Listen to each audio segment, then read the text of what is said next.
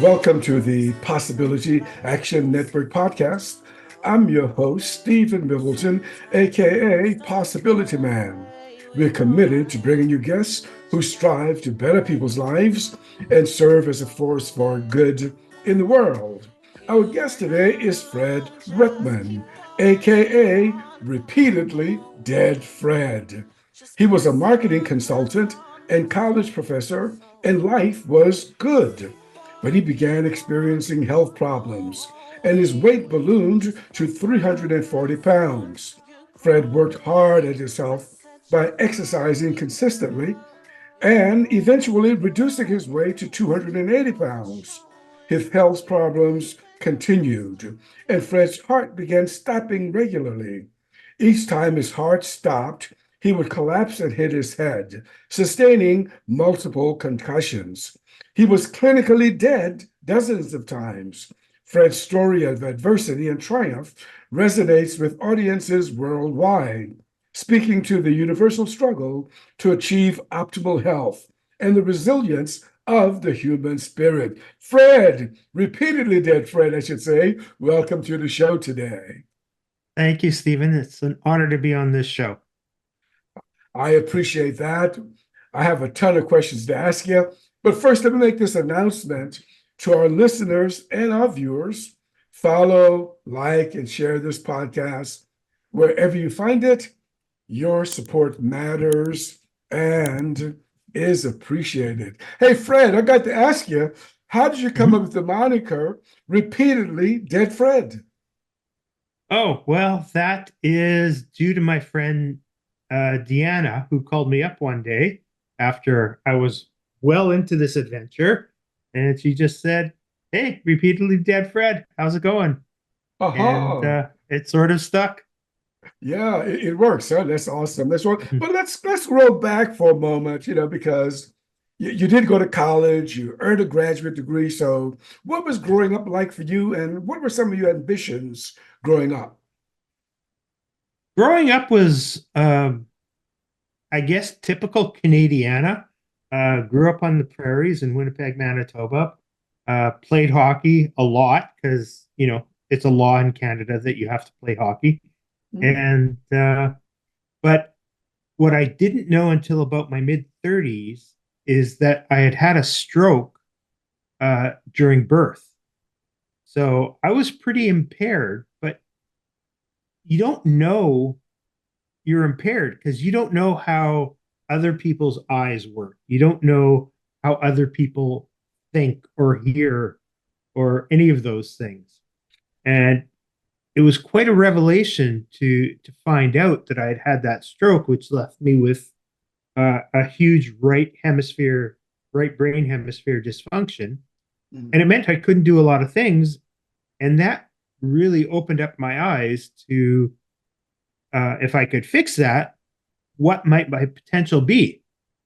Because it certainly held me back, even though I didn't know how to articulate to anybody, and even if I could, I had no idea if anybody could fix me. Uh, about what point in your life did you learn about this stroke early on in your life experience? Nobody picked it up. Like none of the doctors, none of the teachers, my parents, and when we found out about it, my parents were mortified. Uh-huh. They saw themselves, you know, as bad parents, and of course they weren't. I mean, Right. something the average parent would pick up on. So it took them a while to get over it, and Mhm. uh, so I was in my mid 30s when I found out about Wow. all Yeah. this.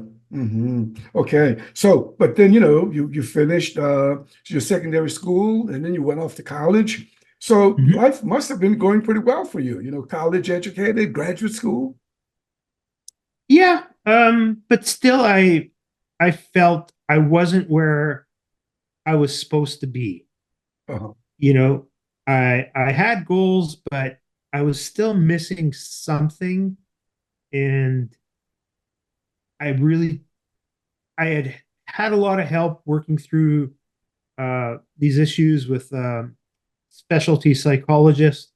But it only took me from like say functioning at a D level Hmm. to maybe a C plus. And I Yeah, really needed to, you know, if you get an MBA, and I'm yeah. proud of myself for getting an MBA while I was still, I guess, impaired, Hmm. um, you're really not going to get anywhere in the workplace unless you can get yourself up to that AA plus level. So Hmm. I still had a long way to go and Uh, a lot of growing up to do. I got you. But you also are a motivational speaker and you have addressed audiences, in many places. Would you say though that the overall feeling of a lot of people is that, they're functioning at a C level and they want to get to B and they want you to get to their A game on? What do you say about that? I think that's a pretty good concept to work from. Hmm. And everybody has their own scale. Like even though we're all working on the, CBA, but my A is going to be very different from your A because we all have different ambitions. Yeah. I wanted to be a marketing superstar when I finished Uh-huh. graduate school. Other people are quite happy just to write copy in a marketing agency. I So that's got you. their A. So Yeah. we all have different things to work on and different rates to grow. Yeah, I got it. You wanted to be a superstar. Not just I got you. And Mhm. then, after graduate school with your MBA and your background in marketing and finance, you began to teach, didn't you? Eventually, yes, I began to teach well, actually, I began to teach while I was doing my MBA. I used to create Wow. courses to teach on the weekends, Hmm. sort of continuing ed things. Um, I created courses on how to buy computers because, Hmm. you know, I'm, 938 years old, so I'm really old. People were just starting to get into computers and nobody knew how to buy a computer. They didn't know what features to look for and all that sort of thing. So I Yeah. just started creating courses. And then when I moved to Toronto, um, just after or just before 9/11, that's when I started teaching as a side gig. Hmm. And then it became a full time gig. Yeah, yeah. So you've long been, at least what I'm hearing, is that you're just a high achiever. You were teaching and creating courses, and the like. So then you began to, what was your healthcare journey like? For example, when did you know that you were having health challenges or challenges with your physical health? Well, I think just my weight, Mhm. getting up to 340 pounds. I'm 5'7", so I was pretty much a square. And so life was difficult. Like my body ached. There were days I had trouble getting out of bed. And I just assumed that, all my joint pain was from being overweight and playing football and rugby and hockey. And this was going to be my normal going forward. Mhm. Um, I had sleep apnea and all sorts of things, but you don't really take these things very seriously. Mhm. You sort of think you're indestructible and you'll just, one day I'll work through it. One day, this diet will work or that diet will work. Mhm. I'll be able to keep my workout schedule. And Yeah. it just wasn't happening. Yeah. So, So let's look a little closely, and if we can try to isolate some of your health challenges, that would be, helpful to our listeners and our viewers. One you just mentioned, sleep apnea. When did you mhm. just discover that problem, that health problem? It was definitely after I moved to Toronto Mm. and started taking those wonderful sleep apnea tests where they just put you in 1,000 wires and Yeah. you feel like a bionic person. Mhm. And, doctors can tell you things, but you don't really understand, or at least I didn't, what the real implications were. Mm. And, well, you stop breathing. Well, obviously I'm still breathing. So, this can't really be that big an issue. But it really it's a cumulative effect. Yeah. Yeah. So in addition to, and I want people to get a sense of what you faced, and that's why I'm trying to Sure. enumerate some of these challenges. In addition to sleep apnea, what other health condition did you face? And we'll deal with, how you dealt with them later on. But what Mhm. else? What's number two? Well, number two was I became type 2 diabetic and I had no Mm, idea. So, unless you have a blood test or really severe symptoms, you really don't know you're diabetic. And I didn't find out until I ended up in the hospital after, the first couple of times I was dead and doctors mm, did my blood work and I apparently had molasses running through my body. mm. It was I Okay. don't know if you know diabetes numbers, but I was like 450. Okay. Now I don't know the numbers, but I know by type two. I've heard about type two for sure because I mean a lot of Mhm, people got that right all over the mhm. world. Oh, so sleep apnea, to type two diabetes. I'm getting somewhere because I think I read that you began to do some things to change some of this. So I want people to Mhm. really get a grasp of this. In addition to those two. Did I read something about a brain trauma, for you? Yes. So when my heart stopped, so I have a Oh, condition called sudden onset full heart block, which mm, means the nerve bundles in your heart that tell your heart when to beat started dying off very quickly. And mm, that's usually a condition that men encounter in their 70s, women to a much lesser degree. okay. And if your heart's not beating, you're not getting blood and oxygen, and those are pretty important. Yeah. So Yeah. so I would collapse Mm, and I would hit my head on whatever was the hardest object in the universe in the immediate vicinity. mm, So whether it was a cement sink um, in a commercial washroom, or a manhole cover, or a curb, yeah. or a variety of other things, that's what I would hit my head on. And I sustained concussion after concussion after Yeah. concussion, and some fairly good brain trauma and Yeah. PTSD. Yeah. Sounds like it. I mean, I really want people to get a picture of this, and that is because of the physical problem you were having, you would fall out, right? And when you Mhm. fell, then you would hit your head, and of course, leaving you with severe brain trauma. Um, did you ever use a pacemaker? Did that help? Well, that was the eventual solution Oh, to my condition, which was fairly common. Um, the problem was, and this is speculative, something didn't go right when they implanted the pacemaker. And it didn't present itself for about 4 years. So we're talking, mm, they implanted it in 2009 and it started failing in 2013. So for the audience who might not know what a pacemaker is, it's about the size of a old style pocket watch. And depending on your heart condition, it has wires running through a vein that go into the heart and implants the heart, and it replaces the heartbeat. mm, Um, my pacemaker, I had originally two leads, one to the atria, one to the ventricle, and it started failing in 2013. I'm mm, 100% dependent on the pacemaker. Some people mm. aren't. So when it stopped, I stopped. Yeah. And it took the doctors, again, quite a while Mm, to figure out that the pacemaker was failing. yeah. So again, I kept falling and hitting my head, and again, more concussions and layering on more trauma.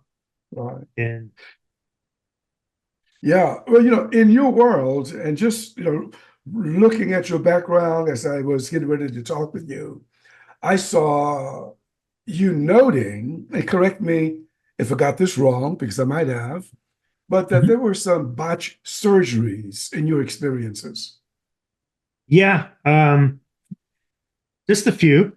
Um, so when they went to replace that pacemaker in 2013, um, it was a resident surgeon, and of course, he was being supervised. But when my heart stops, I know it. Like you just Mm, get that feeling that the blood is, draining from your brain. mhm. And I don't know if you've seen like these Top Gun type movies where the pilots are pulling really heavy G's. Yeah. And if they don't do the proper breathing and everything, they just fade to black. And for them, it's a little bit gradual and they Hmm. have time to do the breathing. For me, it was just, you know, almost instantaneously fade to black. Hmm. So in this surgery, you see the board in front of you where they have all your vitals and everything. It's like looking at the ultimate scoreboard in sports. And I knew before the doctors did that they had started to open me up and that my heart had stopped. Hmm. Yeah. And I said, "Oh I'm gone." Okay. Mm. Okay. That's incredible to be aware, as you've said, that that was happening to you. But I'm going to roll back to brain trauma and ask you because what is post-concussion syndrome? Because that seems to be a part of your background as well. Mhm. Well, any medical condition that ends in syndrome Mm, means the doctors don't know exactly what it is. They know, you've got various symptoms, but they can't narrow it down. The brain's very complex. So mm, basically, I had a lot of conditions from getting my head battered around. You see it with a lot of athletes. So, pro football players, hockey players, mm. and they'll often report that they can no longer go out into the light Yeah. as opposed to Hmm. going to the light. Sure. Um, different, my balance was off, my speech was off. I've been learning Hebrew since I was in kindergarten, Ah. and when I went to look at my prayer book after my first adventure in the hospital when I got the first pacemaker, I couldn't read Hebrew anymore. Like not even the most fundamental. It knocked an entire language Mhm. out of my head. Wow. Um, I no longer recognized people that I knew very Mm, well. My balance was off. I mean, it, going downstairs, I remember once I was in the subway system and I started to go downstairs and I lost my balance. And thankfully, somebody grabbed me, mhm. but everybody thought I was drunk. Like Mm. they don't realize it's a condition. Yeah. That's one of Yeah. these invisible conditions. Right. Okay. So look, everyone, who is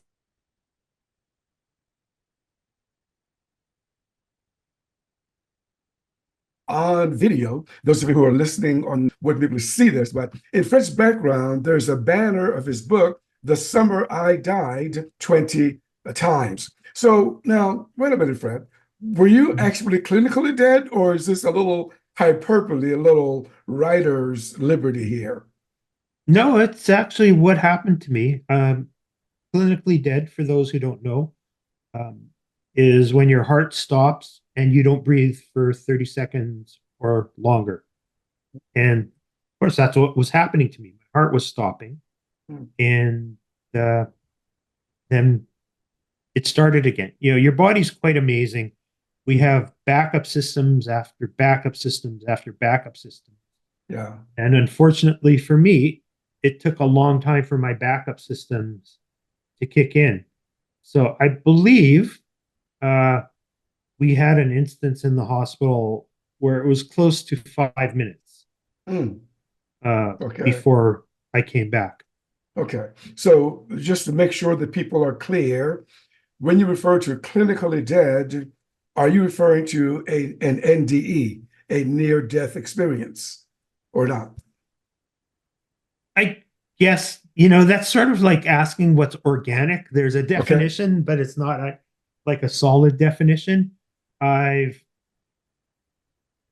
I've definitely had out of body experiences, Hmm. but I'm just going to leave it at clinically dead, and people can use their imaginations as to Yeah, what but that means. yeah, you can't drop that bomb and to a podcast host and then have a follow Mhm. up. So, what were some of these out of body experiences that you just alluded to? They were, you're floating up uh, over your body. I remember once this happened to me in a park. I was riding my bike through a park and it was 10 p.m. It was dark and there was, nobody was coming around. And it it was very unsettling. It was almost painful. And it was almost like my soul was having a battle, a tug of war with my body. Like, okay, am I leaving or am I coming back? Uh-huh. For however your audience wants to define their afterlife, heaven and hell, whatever it is, that's what it was like to me. I saw my body, I saw my bike, I saw, the major streets 500-600 yards away. Um, and I was, I guess, literally in a fight for my life. Hmm. And I guess the body pulled the soul harder than the soul pulled the body. Uh-huh. Yeah. So in that state, that in between, did you have to, but you're here, so obviously, but did you make a decision to say, I'm going back, or was it just something that happened? It was just something that happened. Uh-huh. I don't think you really have control over Yeah. anything like that. I got you. I got you. All right. So now, but you begin to do some things to turn your life around, and I want to explore some of those things with you. So oh, by the way, let me back up for a moment. Everyone, I have to roll back. With these health challenges, Fred, how were you feeling? I mean, not physically, but emotionally. How were you handling it? Oh, emotionally, I was a mess. Mhm. Um, when I got out of the hospital, the doctors paid no attention to my head trauma. Mm. They just, you were in the cardiac ward. We fixed your cardiac issue. Go have a nice life. So never saw a neurologist, never had any sort of assessment. And I have a great psychiatrist that I had been connected with for years, and she was away on maternity leave. Mm. So I didn't know if or when she was coming back. And I was just battered. I really, really was. Mhm. Um, whatever level of complex PTSD was there, that's what I had. Uh-huh. And I've I knew from reading other people's experiences, best way to battle back through those things is feeding your brain Mm. and getting some exercise. Okay. And you can't feed your brain at the same level you were. You have to make it do things that it hadn't done before. Okay. So Okay. So I want to get a little clarify something. You said that you were a mess. Um, did that include changes in your mood or not? I think I was pretty stable mood wise. Okay. I haven't done a survey of my peers, but they didn't abandon me, so I Yeah, couldn't have that's been too intolerable. that's awesome. Yeah, but you know something, Fred, that I'm just that I'm just touched right here because with all that you were going through, you just reported to us that you did not suffer from depression, from being, the clinically depressed, that kind of thing. That's amazing. Well, that might only be a matter of interpretation because I Well, didn't get to see my psychiatrist during that time. She might have uh, labeled me clinically depressed. I don't know. okay. All right. But you began to take some steps, and this is important, and I'm going to walk through this real carefully because some people are looking for some hope here for the kinds of things that they're facing. So Mhm. it seems that you began to take some steps to improve your situation. Can you tell us what some of those steps were or are? Let's put it in the present tense.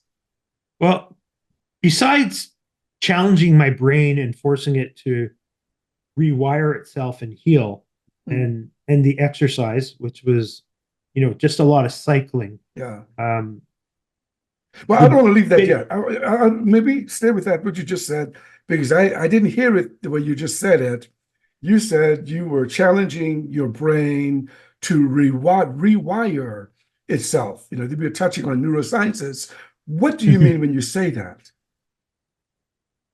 Well, you can get a lot of scarring in your brain when you have concussions and trauma, and that impacts how.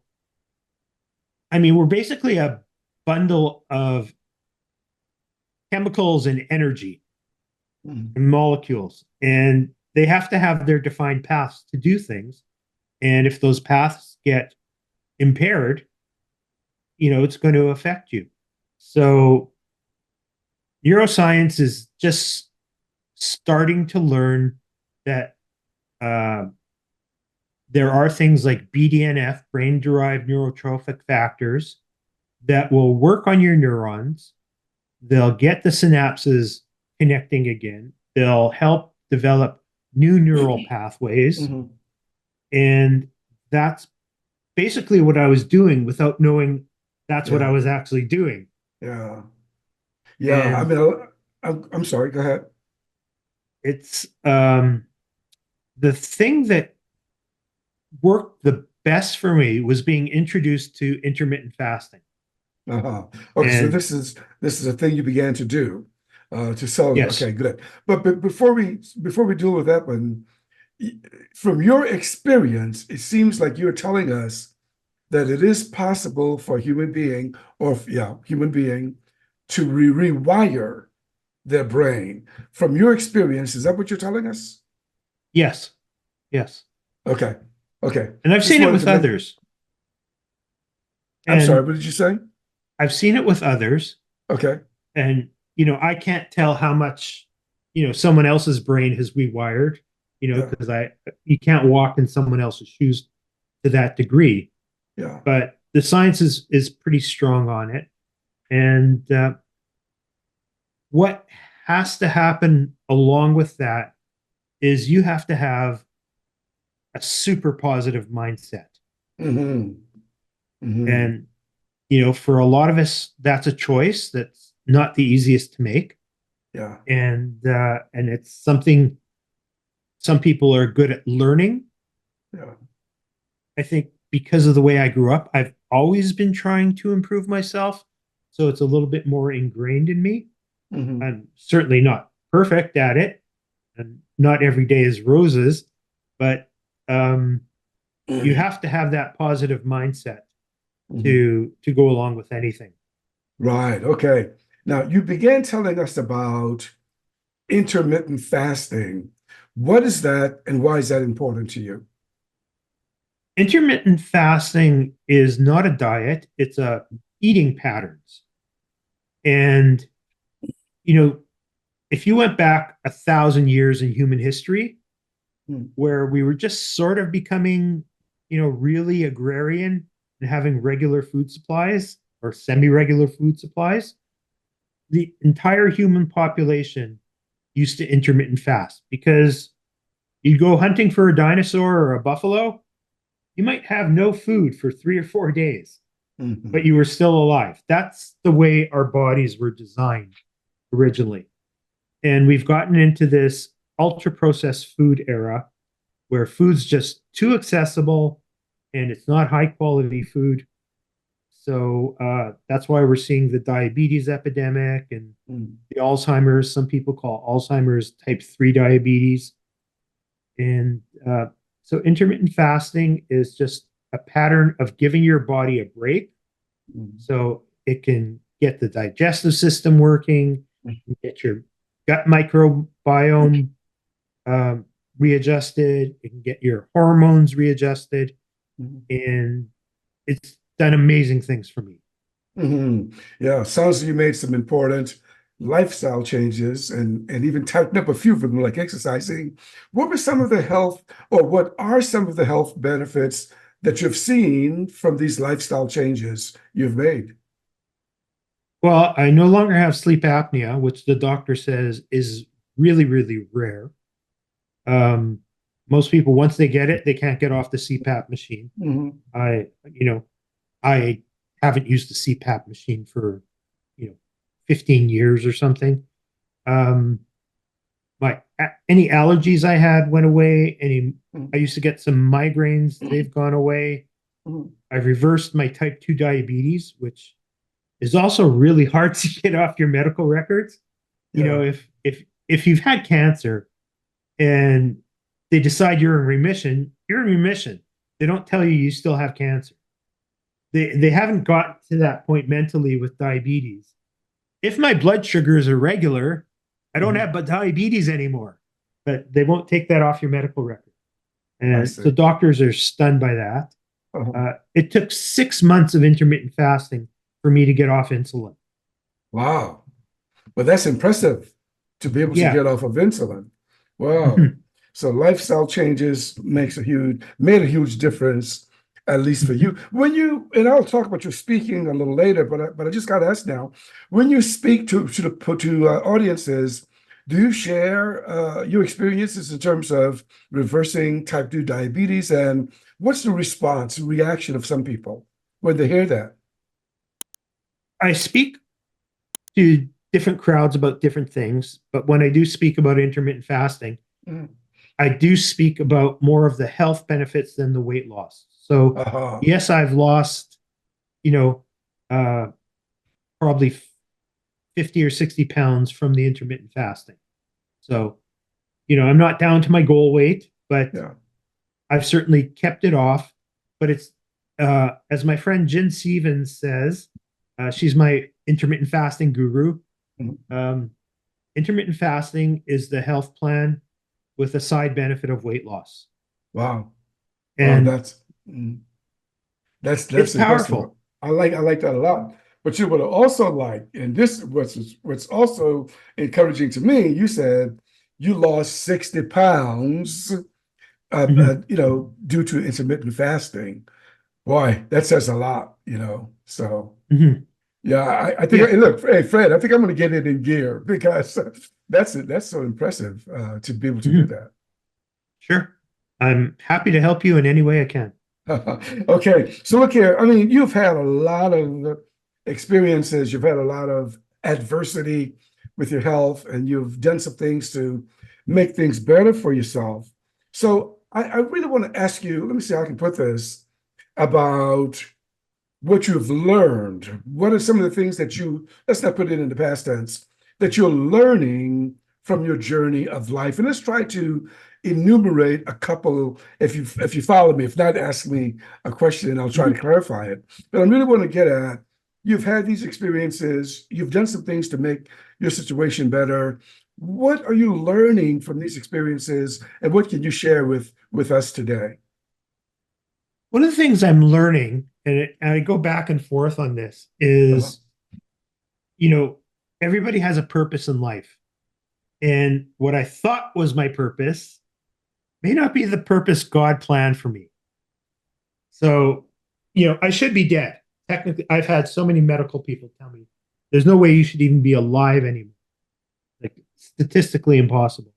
Mhm. And, I'm religious, so God obviously has a plan for me. Can I Mhm. know what it is perfectly? No, but my strong suspicion is it's to help other people go through whatever obstacles or adversities they are going through. Uh-huh. Just be a Yeah. tool for them. Uh-huh. Well, you're obviously, from what you've said, about reading Hebrew and the like, you're obviously a man of faith. Some people, though, and this is a generalization, I know. So, Mhm. as I see it, some people who experience a lot of challenges, may feel like turning their back on God. But in your case, if I'm hearing you right, it's like your faith deepened as opposed to weakened. Can you talk to us about that? Sure. Um, I've only been religious for probably 16 or 18 years. I Mhm. mean, I've always believed in God. I didn't know a lot about God, but Mhm.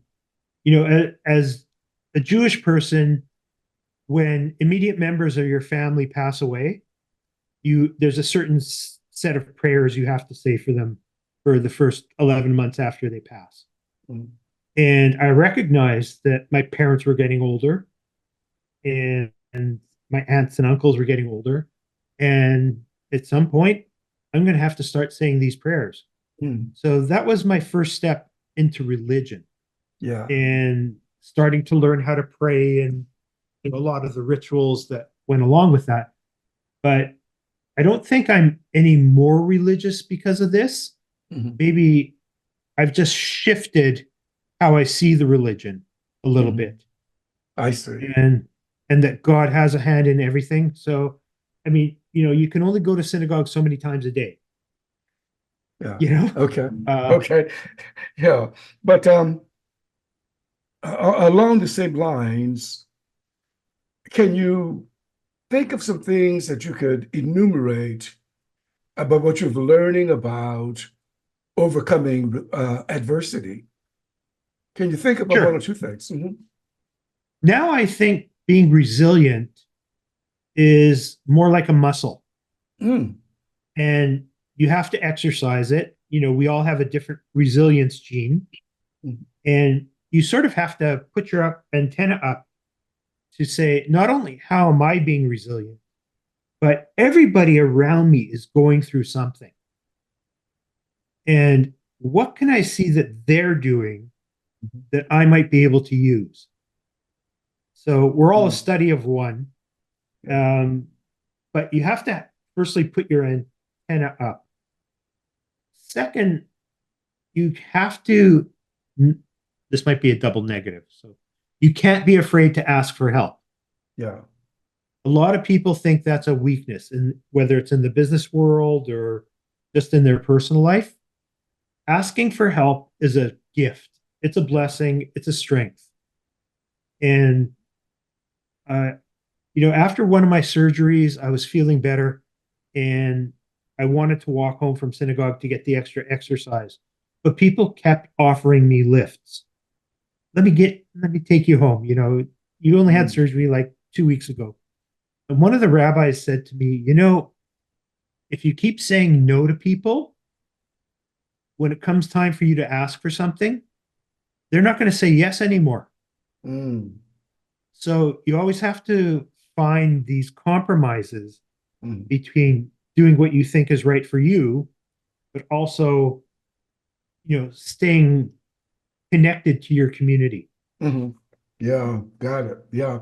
So, why did you write this book, which details some of your experiences up to now?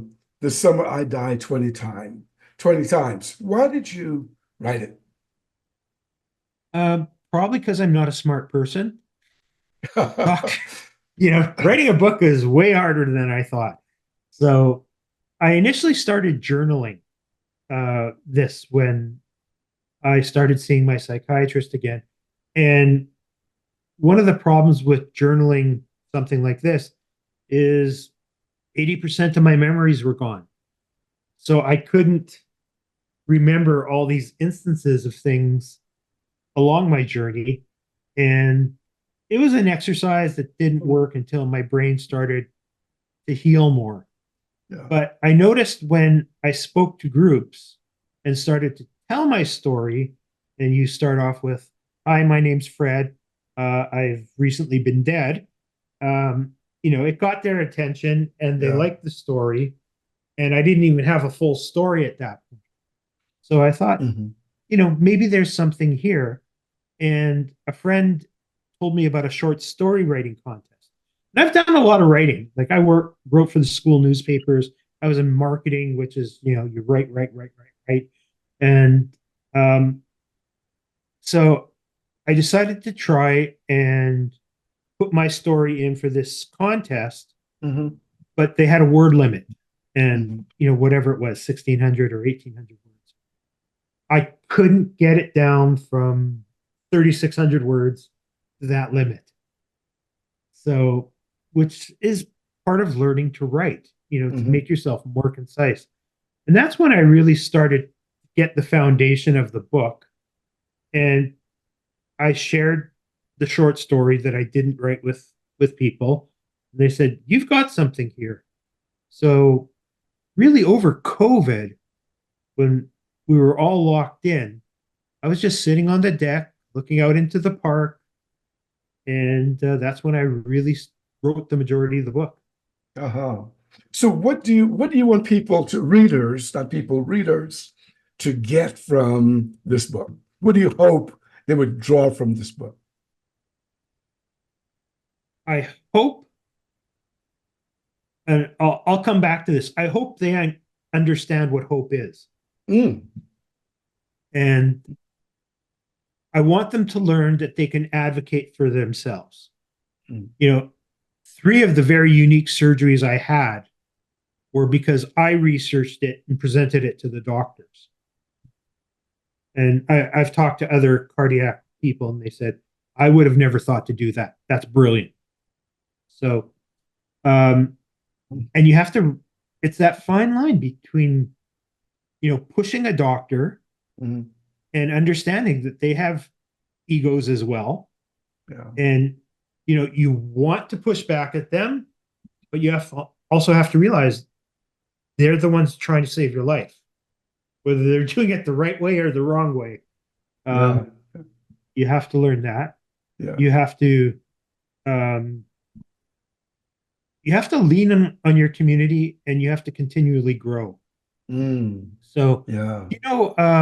Malcolm Gladwell.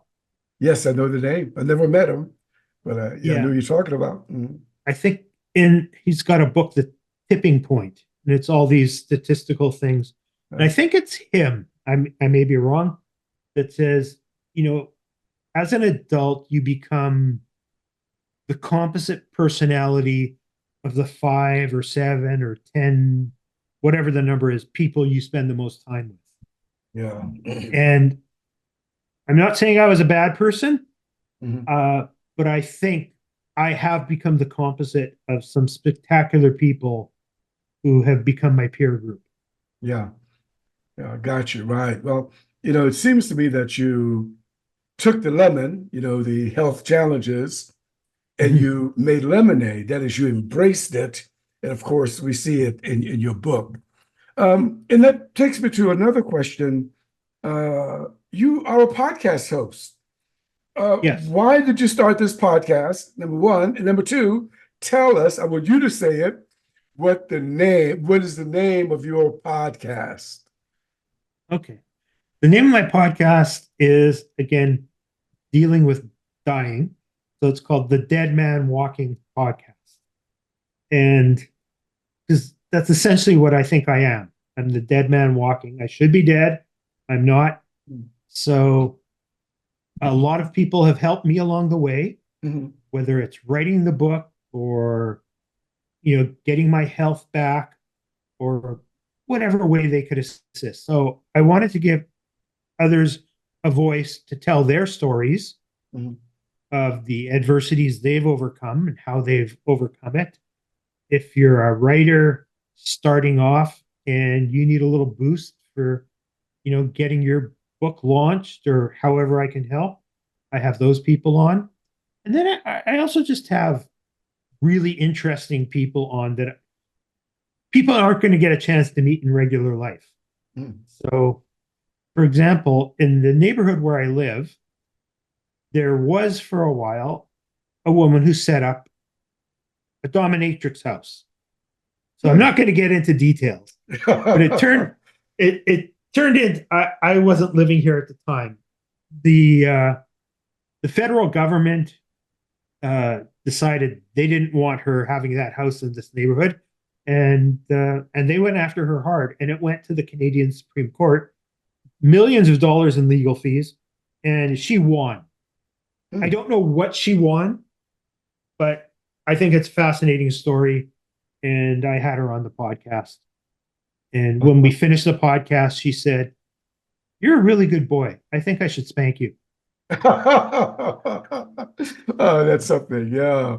Yeah. So, Brett, you're also a motivational speaker, as I mentioned before, and maybe motivational is not the only aspect of what you do, but what do you try to do as a speaker?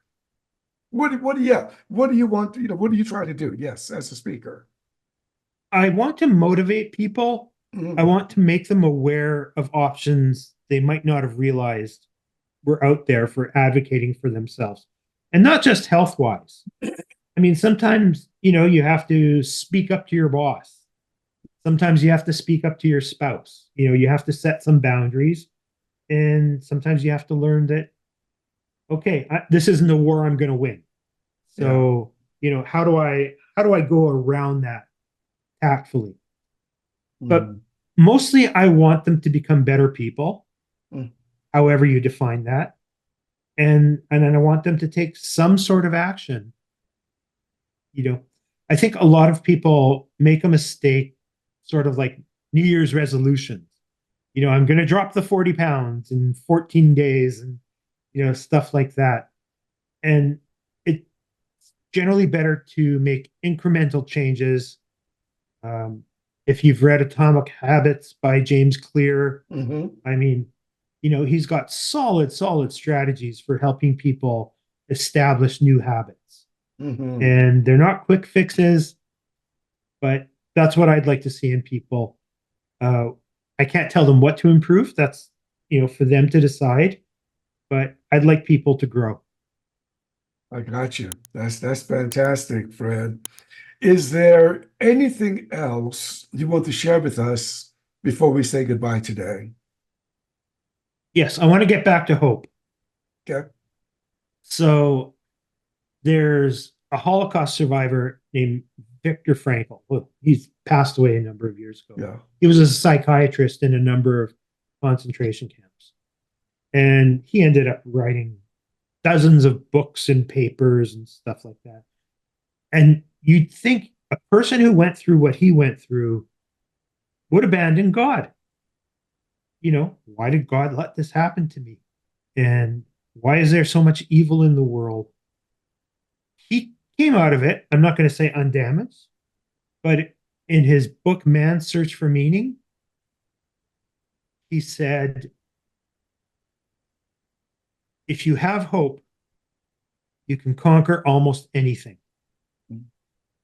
And hope is a free commodity. Yeah. You generate it yourself, you grab it yourself. It's not like all the other supply chain issues we have in the current economy. There's no limit to it. You can Mm. have as much or as little as you want. But it ties into that mindset. You have to think that what you want to achieve can be achieved. Mhm.